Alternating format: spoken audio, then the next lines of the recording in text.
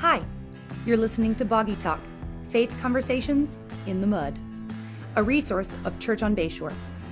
Boggy Talk is recorded on Boggy Bayou in Niceville, Florida, and is hosted by Justin Wyatt and James Ross, pastors at Church on Bayshore. We typically want every matter of faith and life to have crystal clear answers, but it isn't always that easy. This podcast digs in to help Christians think with a kingdom mentality about topics that sometimes get muddy and bog us down. So let's dive in. Well, hey, and welcome to Boggy Talk. We are so thankful you have joined us today, and we know that you missed us. After last week, we took a 1 week break. The first 1 week break we've taken. Yes. For the 4th of July week, because we figured nobody's going to listen to this week. Everybody's out on the water. But we're so thankful you joined us today. We're kicking off a 3-part series talking about the intersection of faith and the community. And we, this week and the next few weeks, we have some special guests who are joining us. And today we are so thankful because we have Mr. Niceville Mayor Dan Henkel joining us today. So how you doing, Dan? I'm doing well, and thank you for asking me to be here. We're so glad you're here. And also in the room, of course, is James Ross, who's lead pastor here at Church on Bayshore. You doing all right, buddy? I'm good. We're wearing shorts. Can they see this if they're watching? If they're watching, they can see like our knees, probably. Okay. So, yeah. Then we're. It's July. It's we're July. Just relaxing. It's July, and I'm wearing a hoodie because my Niceville shirt was dirty. We were both rocking someNiceville gear. Yes. And my shirt was dirty. And he is the face of Niceville, so he right. doesn't need a shirt. Everywhere he goes, we were like, Mr. Niceville. But we today wanted to invite you, Dan, to just share a little bit about your role as mayor, how you got into politics, because that's, you were in the military before that. And we want to just talk to you a little bit about that and really the intersection of how your faith informs how you lead. And really just your role and vision as a leader in our community. So we just want to start right off by asking you, how did you get here? How did you first get involved in politics? Well, interesting question you asked, Justin. I've always been interested in politics from my college days and through my military career and so forth. And you have a politician voice too when you talk. You have that. I'm just kidding. I mean that in a positive way. There you go. So, you didn't mean you're a liar, just to be clear. Well, I'm glad you didn't mean I was a liar. Okay. But anyway, I always had this interest, and I retired from the Air Force back in 2007, and I had been retired about 3 months, maybe 4, when one of the council members on the Niceville City Council passed away, and they announced that they were going to have a special election. So I went into City Hall, and I went in actually trying to find out more information about running for city council and whether that was something I wanted to do. So I was talking to the city clerk and Mr. Dan Doucette, asked him a few questions, and I will be honest with you, I don't ever recall giving him my name. But he answered my questions, and I left and didn't think too much more about it, except the next week in our local newspaper, the Bay Beacon, Mr. Doucette identified all the candidates that were going to run for city council. And lo and behold, my name was on there. All right. So I talked to my wife, and I said, well, according to Dan Doucette and all the people in Niceville that read the Bay Beacon, I'm running for city council. What do you think? And she said, well, everybody else thinks you're running, you might as well. Be a man of your word, apparently. So I did. And the interesting thing was, it seems to me there was like 5 of us running. And I was told by several folks who have been residents here and lived in this area for a long time, said, you'll never win. But I said, it'd be a good experience. And I ran. And of course, for anybody to win that election, they had to have at least 50% of the vote plus 1. And since there was 5 of us running, nobody got 50%. So they had to have a runoff, and they normally take the top 2 candidates in the runoff. And guess what? I was number 2. And so we had a runoff, and after the runoff before the runoff happened again, I was informed by mostly the same people saying, you'll never win. So we had the runoff. I went down, I voted, and that night we had a meeting down here at the church, and I was here in the middle of the meeting, and I get a phone call from the Northwest Florida Daily News saying, congratulations on your win. Oh. And I literally was a little flabbergasted. I said, I won. And they said, oh, they haven't called you yet? So I said, let me go. And they called me shortly after that to inform me that I had won the election. Wow. And so that's how I ended up in city council. And I finished out the term of the council member that had passed. And then I ran on my own accordance when it came up for renewal, and I did and won again. And during that time frame, several times I was nominated and elected by the city council itself to serve as the mayor pro tem. And the rest of the story, as most of you know, Mayor Wise passed away in January of 2020. I happened to be serving as the mayor pro tem at that time and took over as the acting mayor until we had the election, the special election. Mm-hmm. So what was it about politics when you said you kind of were always interested? What interests you about it? What was the motivation there? That's a good question. I'm glad you asked it because I've always been in that realm, and it was kind of ingrained into me by my dad. If you see something you don't like, then are you going to be part of the solution or are you going to be part of the problem? You need to get involved. Mm. And so from that aspect, I wasn't saying that Niceville was poorly run. As a matter of fact, it's a great place where we live. I mean, that's why you guys are living here, right? But, you know, with that interest, and you see things not only at the local level, but at the state level, and then you go on up to the national levels. And, you know, I've seen too many people that don't get involved. They want to complain, but they don't want to do anything about it. Mm-hmm. And so I felt like that if I was ever given an opportunity, that I need to be involved. Mm-hmm. And that's what I did. So everyone has an idea of what goes on in politics, but what things have you really learned? Maybe what has surprised you about being, a civic leader, political leader? Another good question. I say the things that I have learned is that a lot of the people in the various levels of government really do care about what they're doing, and they do want to make things better for the citizens that they represent. And that was very pleasing to me to learn that. And obviously I've had an opportunity to cross paths with quite a few people, and I would say that most all the people that I've met really do want to do good things. Sometimes they're hamstrung by some of the other issues that is beyond their control, and unfortunately that happens. Now, surprises, I have been surprised, not in the negative sense, but in the positive sense.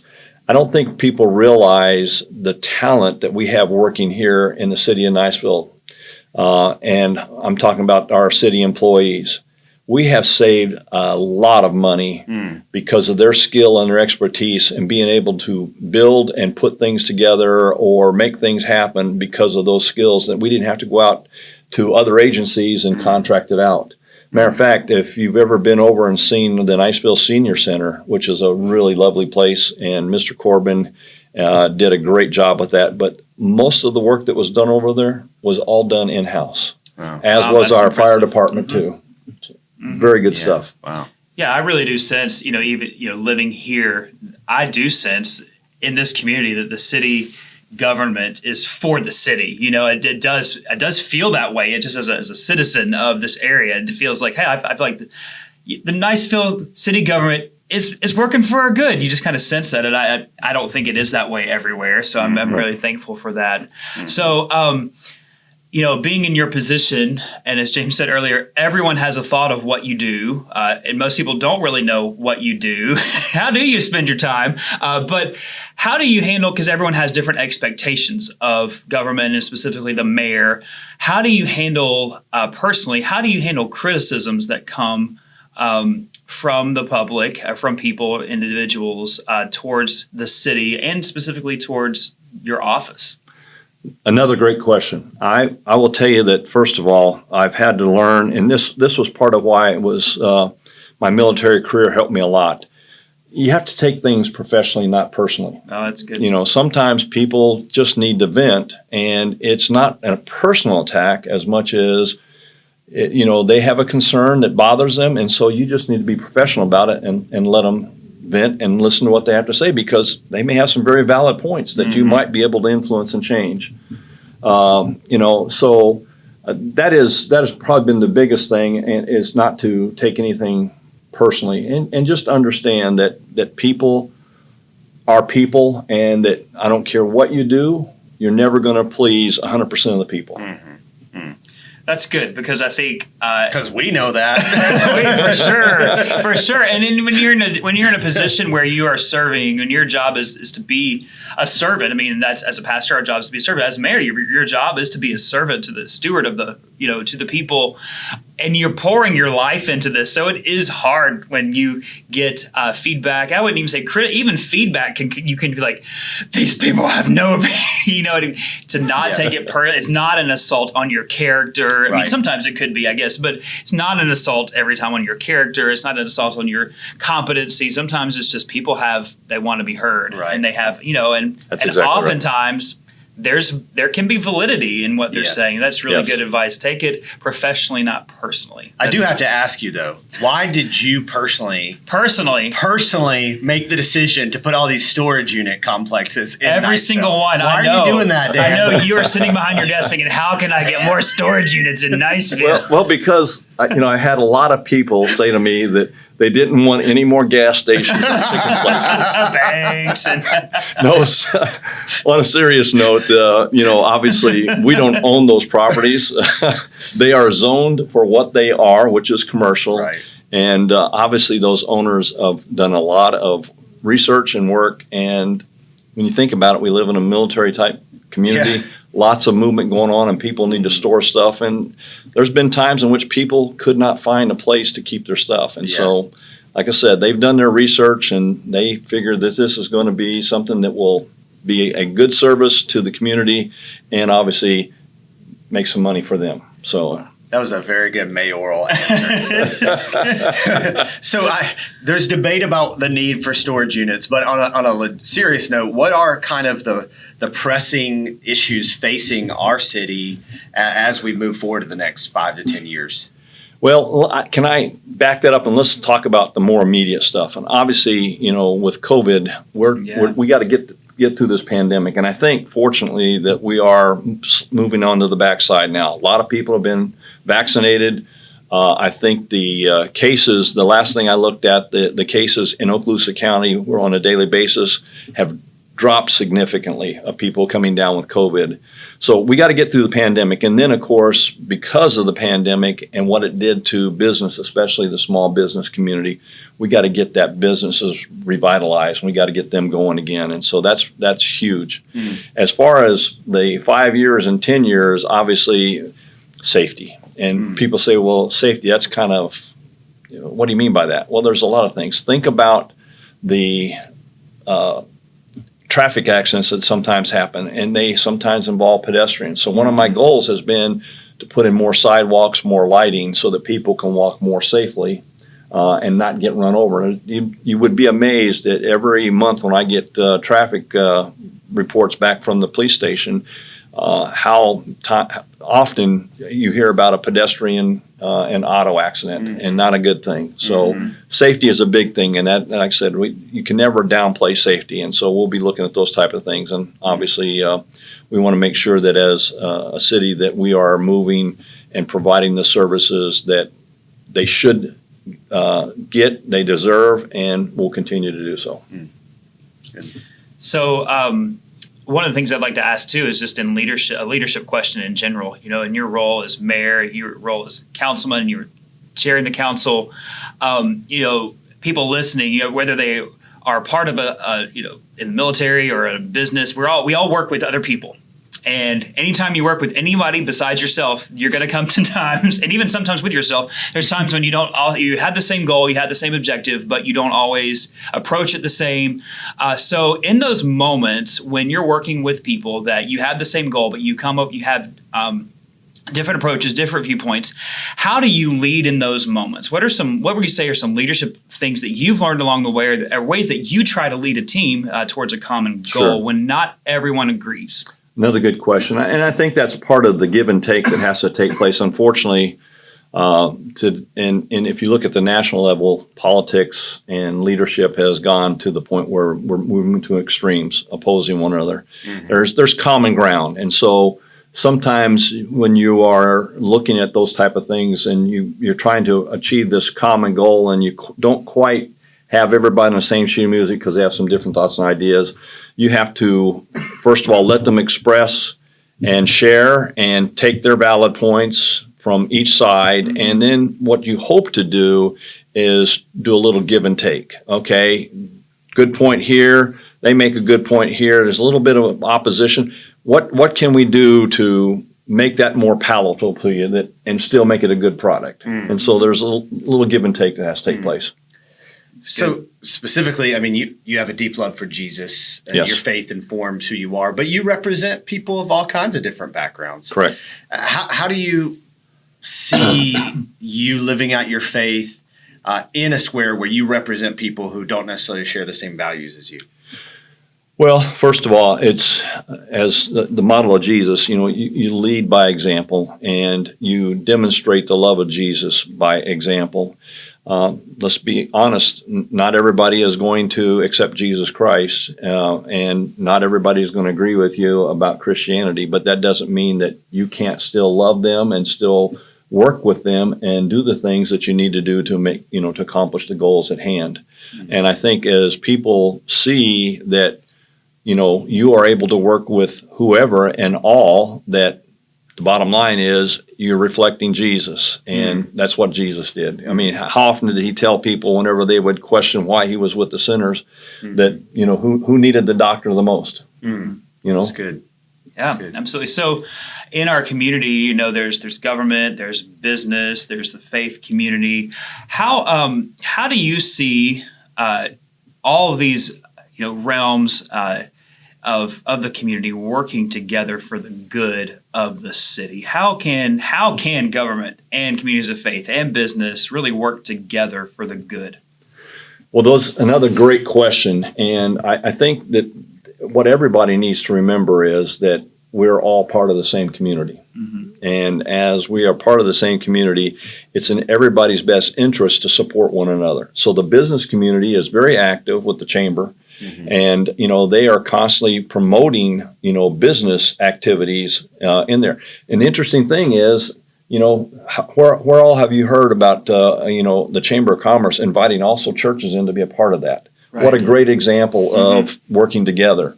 And when you look at the politics and so forth, I'll tell you what, everybody needs Jesus. And we need that guiding principle. We need those foundations that that we get from seeing the example of what God wanted us to be able to do, and that is to live and work together in harmony and so forth.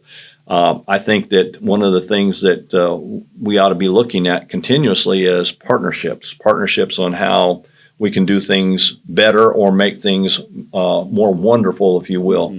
So, like, what does the churches do with the city? Well, I'll tell you one of the things that they do every Christmas, every Thanksgiving, and there's other holidays in which they put together meals and they take them out and they distribute them not only to those in the city that are, less than fortunate, but they also take that stuff to, for example, the city, like the firemen, the police department, and stuff like that, just to let them know that they matter and they appreciate what they're doing on those holidays for us. So again, there's lots of opportunities in which we work with one another to make things better for all. I've noticed that, in being in the Chamber of Commerce, the times I've been there, there is definitely there is cohesion. There's the chamber celebrating what's going on in the city and vice versa, and communities of faith, and people are serving each other. I think we have generous businesses who are supporting efforts in our community. We have many churches who are doing things visibly and a lot behind the scenes, and then you have the city who's helping facilitate a lot of that. I think it's a great example, and our desire as church leaders is to say, how can we help and to see more of that happening, and that's really good. I would just say if churches aren't acknowledging that, church leaders aren't acknowledging that, they're not acknowledging the reality that the typical person in their church is there for an hour to 2 hours a week, but they're out in the city for the rest of the week. Right. And so, we're just kind of we need to recognize that, and that's why we need to have a vision as church leadership to say, how do we partner with our community? Because our people are in the community, in all kinds of places. Yes, absolutely.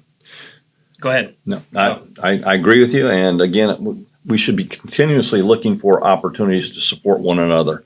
And I know that the city is very approachable. They have been very helpful on a number of things. Obviously, I've seen as a member of the church here, and of course, whenever you look at some of the things that the city has helped this church accomplish, been tremendous, and vice versa.